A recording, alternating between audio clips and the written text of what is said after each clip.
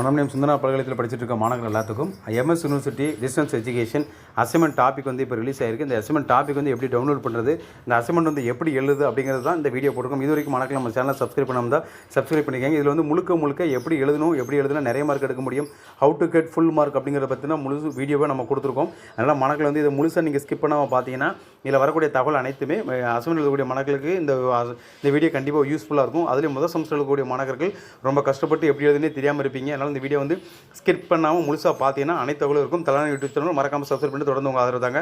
தலானி YouTube channel assignment எப்படி எழுதணும் அப்படிங்கிறதுக்கான அசைன்மெண்ட் டிப்ஸ் தான் நம்ம இதில் பார்க்க போகிறோம். மனம் சுந்தர university distance education assignment tips.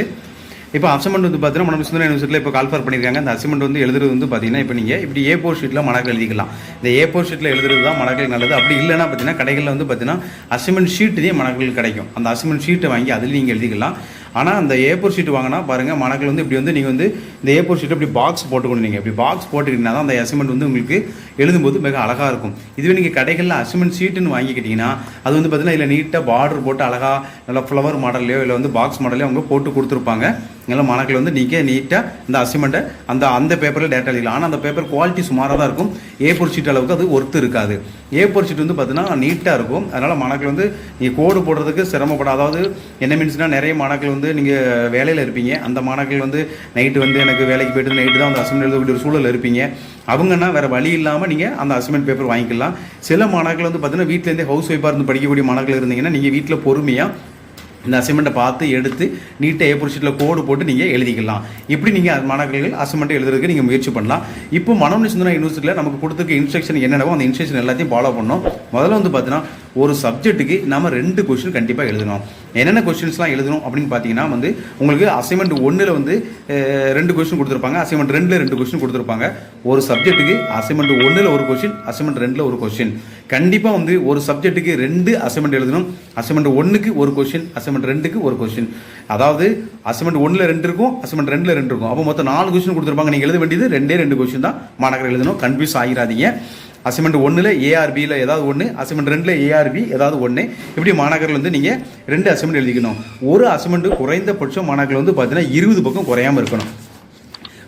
ஒரு அசைன்மெண்ட்டே குறைந்தபட்சம் 10 பக்கம் இருக்கணும். ஒரு அசைன்மெண்ட்டுக்கு 10 பக்கம் இருக்கணும். 2 அசைன்மெண்ட் சேர்ந்து 20 பக்கம். ஒரு சப்ஜெக்ட்டுக்கு அப்போ 20 பக்கம் கண்டிப்பாக நம்மளுடைய யூனிவர்சிட்டி எக்ஸ்பெக்ட் பண்ணுறாங்க.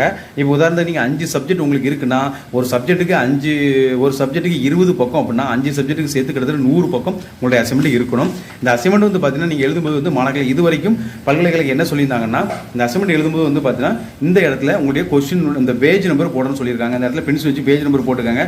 இது வரைக்கும் பல்கலைக்கழகத்தில் அசைன்மெண்ட்ல பேக் சைடில் எழுதக்கூடாதுன்னு சொல்லுவாங்க. பல்கலைக்கழகத்தில் இந்த பேக் சைடில் நீங்கள் தொடவே கூடாதுன்னு சொல்லுவாங்க. ஆனால் இந்த முறை என்ன சொல்லியிருக்காங்கன்னா பல்கலைக்கழகத்தில் அசைன்மெண்ட்டில் பின்னாடி எழுதிக்கலாம்னு சொல்லியிருக்காங்க. இது மாணவர்களுக்கு ஒரு நல்ல வாய்ப்பு. ஏன்னா A4 ஷீட்டு கம்மியாகும், செலவும் கம்மியாகும். மாணவர்கள் பார்த்தீங்கன்னா இதில் பேஜ் நம்பர் 1 போட்டிங்கன்னா அந்த இடத்துல பேஜ் நம்பர் 2 போட்டுக்கிடுங்க. ஒரே ஷீட்டில் ஃப்ரண்ட்லையும் பேக்லையும் மாணவர்கள் எழுதிக்கிடலாம். அடுத்து பார்த்தீங்கன்னா என்ன பென் யூஸ் பண்ணலாம் சார், நீங்கள் ப்ளூ ஆர் பிளாக் எது வேணாலும் யூஸ் பண்ணிக்கலாம். மாணவர்கள் அது பயன் தரும். அதேமாதிரி பார்த்தீங்கன்னா மாணவர்கள் எழுதும்போது என்ன தான் எழுதணும் அப்படிங்கிறத முக்கிய விட எப்படி எழுதணும் அப்படிங்கிறத மாணவர்கள் இங்கே கவனமாக பார்த்துக்கங்க. நீங்கள் எழுதுறதுக்கு தான், நீட்டாக எழுதுறதுக்கு தான் உங்களுக்கு மார்க்கு. இப்போ உதாரணத்துக்கு இந்த மாணவர் எழுதிக்கிறது பாருங்கள்.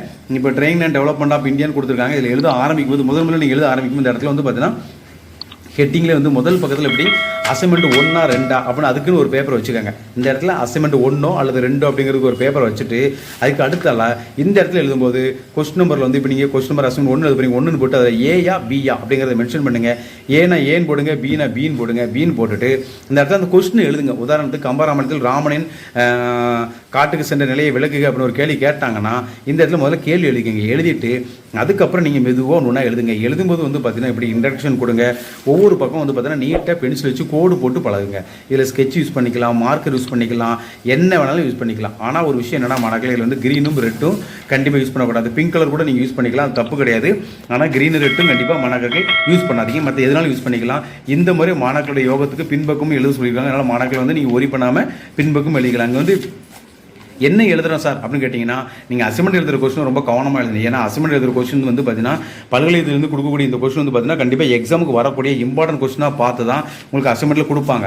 அதனால் அந்த அசைன்மெண்ட் வந்து கடமைக்கு ஏனதானு எழுதாதீங்க. இந்த எழுதக்கூடிய அசைன்மெண்ட் வந்து ரொம்ப அழகாக பொறுமையாக தெளிவாக எழுதுங்க. மற்ற தடவைலாம் 15 நாள் டைம் கொடுக்குற பல்கலைக்கழகம் இந்த மாதிரி மாணவர்களுக்கு கிட்டத்தட்ட 25 நாளுக்கு மேலே டைம் கொடுத்துருக்காங்க. அதனால் மாணவர்கள் வந்து அசைன்மெண்ட்டை பொறுமையாக எழுதி நீட்டாக எழுதுங்க. நாம் இப்போ என்ன சொல்கிறோமோ அது மாதிரி எந்த பென் வேணாலும் black white block blue use பண்ணிக்கலாம், கலர் பென்சில் யூஸ் பண்ணிக்கலாம், கலர் கட்சி யூஸ் பண்ணிக்கலாம்.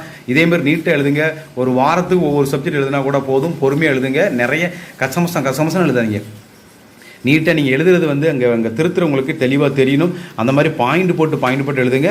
குறைந்தது வந்து ஒரு சப்ஜெக்ட்டுக்கு குறைந்தபட்சம் 10 பக்கம் இருக்கணும். ஒரு அசைன்மெண்ட்டுக்கு. அப்போ ஒரு சப்ஜெக்ட்டுக்கு 20 பக்கம் இருக்கணும். நான் ஏற்கனவே சொல்லியிருக்கேன். மாணவர்கள் இந்த ரூலை ஃபாலோ பண்ணி நீங்கள் எழுதுங்க. இன்னும் மாணவர்களுக்கு என்னென்ன டவுட் இருந்தால் கமெண்ட் பாக்ஸில் சொல்லுங்கள்.